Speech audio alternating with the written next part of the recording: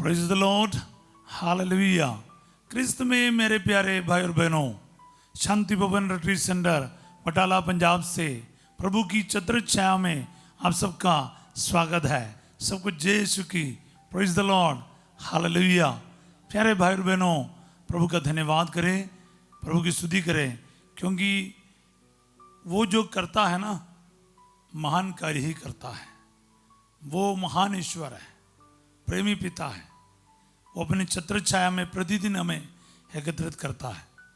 प्राप्त किए सभी वरदानों के लिए धन्यवाद करते हुए, प्राप्त किए सभी वरदानों के लिए धन्यवाद करते हुए प्रभु की उपस्थिति में आए और एक दूसरों के लिए हम प्रार्थना करें जो दुनिया के अलग अलग जगह से इस वक्त हमारे साथ जुड़ रहे हैं। बड़ी उम्मीद को लेकर, आशा लेकर हमारे साथ इस प्रार्थना में भाग ले रहे हैं। आज आपको ईश्वर निराश नहीं करेगा, आपको खाली होकर जाना नहीं पड़ेगा, क्योंकि आपका खुदा वो आपको प्यार करता है, वो आपकी सुधि लेता है, आपकी सहायता करता है। ध्यान रखिएगा। आज विशेष रूप से जो वेंटिलेटर में है, आईसीयू में है, रोगावस्था में है, अकेलापन में है, उन सभी तनावों से गुजरने वाले तमाम लोगों के लिए हम प्रार्थना करें। जो इस वक्त हमारे साथ प्रार्थना में जुड़ रहे हैं या जुड़ने वाले हैं, या फिर जिनके लिए हम प्रार्थना करते हैं, उनको भी हम याद करें। उन सबको प्रभु के हाथों में समर्पित करें। आर्थिक समस्याओं से गुजरने वाले, डिप्रेशन से चलने वाले, साथ ही शादी की रुकावट है, तलाक की नौबत है, परिवार टूट रहा है, नौकरी छूट रहा है, पढ़ाई में असफलता है, बाहर जाने में रुकावटें हैं। मतलब आपकी जो प्रॉब्लम्स हैं वो नाना प्रकार के हैं। आपकी अलग अलग परिस्थिति आज उसके हाथ में दे। ईश्वर के वचन से आज अपने दिल को भर दे, चिंताओं से नहीं। याद रखिएगा, प्रभु हमें वचन दे रहा है। स्तोत्र संज्ञा 40 उसका पद संज्ञा 6। मैं उसके लिए उसका पहला हिस्सा बताना चाहूँगा। जो वाक्यांश जो 6 है वो पूरा नहीं पढ़ना चाहता हूँ। उसका आधा हिस्सा इंग्लिश में ए बी बोलता है। जो पहला जो वाक्यांश है मैं वो आपके सामने रखना चाहता हूँ। वो इस प्रकार है, प्रभु मेरे ईश्वर, तूने हमारे लिए कितनी महान योजनाएं और कार्य संपन्न किए। तू अतुलनीय है। आमीन, हालेलुया। मेरे लिए आज ये वचन पूरा हो जाए। ये वचन मेरे लिए है। प्रभु मेरे ईश्वर, तूने हमारे लिए कितनी महान योजनाएं और कार्य संपन्न किए। तू अतुलनीय है। प्योर थैंक्स गिविंग है। प्यारे भाई बहनों, व्यक्तिगत रूप से इस वचन को रिसीव कीजिए और प्रभु को बोलिए, प्रभु मेरे ईश्वर, तूने मेरे लिए कितनी महान योजनाएं और कार्य संपन्न किए हैं। तेरे बराबरी में कोई नहीं है। तू अतुलनीय है, तुलना कर नहीं सकता, क्योंकि तेरे बराबर, तेरे जैसा कोई नहीं है। आमीन, हालेलुया। सो प्यारे भाई और बहनों, हमारा ईश्वर ने हमारे लिए क्या क्या नहीं किया है। इतनी महान है उसकी योजनाएं, कितने महान है उसके कार्य जो उसने संपन्न किया है आपके लिए और मेरे लिए। पाप करके उस ईश्वर से अलग होने वाला इंसान के लिए ईश्वर ने मुक्ति की योजना बनाया। The plan of salvation. सबसे बड़ी प्लान वही रहा, आपका और मेरा उद्धार। इससे बढ़कर क्या योजना चाहिए? और आपको और मुझे बचाना चाहते हैं प्रभु। हमारा सल्वेशन उसका सबसे बड़ा मुद्दा रहा कि हम शैतान के वश में ना रहें, बल्कि स्वर्ग में पहुंच जाएं, पापों से बच जाएं। इसलिए अपने इकलौते पुत्र को हमारे बीच में भेजा। समय पूरा होने पर एक नारी से जन्म हुआ। हमें वो पुत्र की आत्मा दोबारा दिया, दास्तां से, गुलामी से बचाया, ताकि हम उस अब्बा को फिर से अब्बा पिता करके बुला सके। हम वास्तव में वही हैं। हम पुत्र ही हैं तो हम विरासत के अधिकारी भी है। गलातियों के अध्याय 4 पद संख्या 6 और 7 में हम ये बहुत अच्छी तरह से देखते हैं। हम पुत्र ही हैं। पुत्र है तो उस विरासत के अधिकारी है। सो प्यारे भाई और बहनों, ये रहा प्रभु की योजना। हम लोगों को पुत्र पुत्रियां बनाया, गुलामी से हमेशा के लिए उद्धार किया। कितनी महान रहा उसकी योजना। इसलिए ईश्वर स्वयं इंसान बनकर संसार में आया, हमारे बीच में रहा, हमारे आंसुओं को पोंछा और कलवरी पहाड़ पर उसने क्रूस उठा के, खून बहा के, अपनी जान देकर आपका और मेरा उद्धार संपन्न किया। स्वयं मृत्यु को स्वीकारा ताकि आपको और मुझे तंग करने वाला शैतान मृत्यु और पाप को हमेशा के लिए खत्म करे। दुख भोग मृत्यु और पुनरुत्थान से पाप को पराजित करने के लिए उसको मृत्यु को हराना बहुत जरूरी था। हाँ प्यारे भाई और बहनों, इस चीज को बड़े ध्यान से सुनिए। क्या है प्रभु की योजना? पाप का वेतन मृत्यु, और इन दोनों के पीछे जो शक्ति रहा वो है शैतान।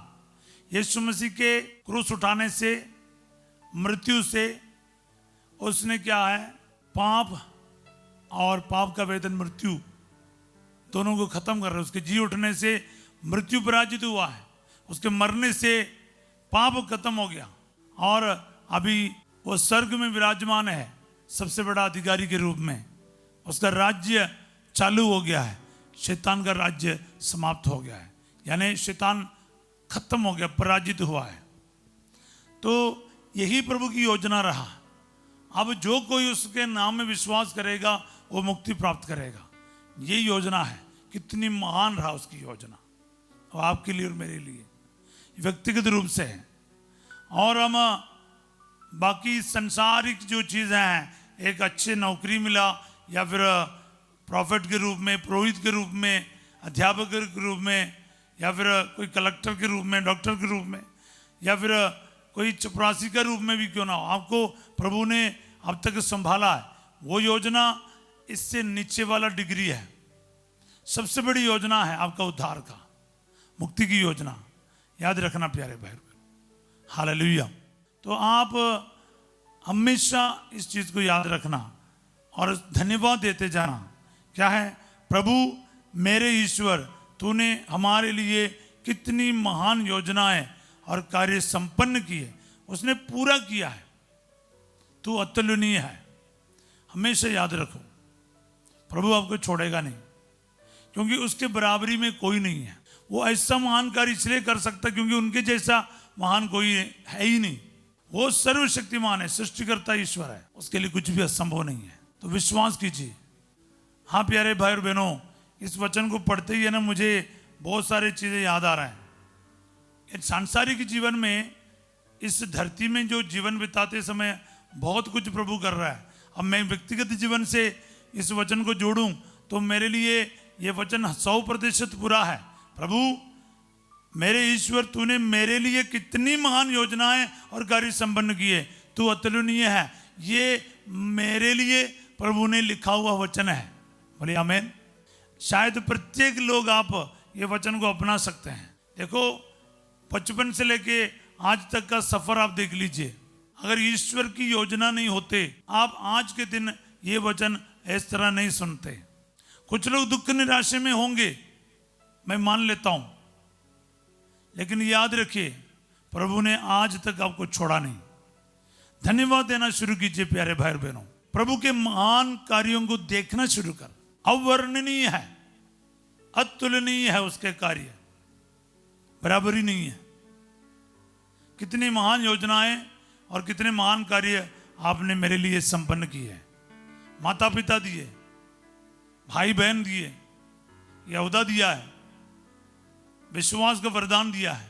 पारिवारिक जीवन बिताने वाले ये बोल सकते मुझे पति, पत्नी, बच्चे, घर, कारोबार, जॉब, शहद, सब कुछ आपने दिया प्रभु जी। धन्यवाद देना शुरू कीजिए। कुछ लोगों को धन्यवाद देने की आदत नहीं, इसलिए वो आज भी शिकायत के लेवल में रह रहे हैं। शिकायत के लेवल से बाहर आई, क्योंकि ये तब संभव है जब आप भलाई देखना शुरू करें, शिकायत बंद हो जाए। ईश्वर आपके लिए क्या करता है, नहीं करता है, समझ लीजिए प्यारे भाई बहन। ईश्वर बुराई कर नहीं सकता, उसके पास ऐसी कोई योजना है ही नहीं जो आपके नुकसान के लिए।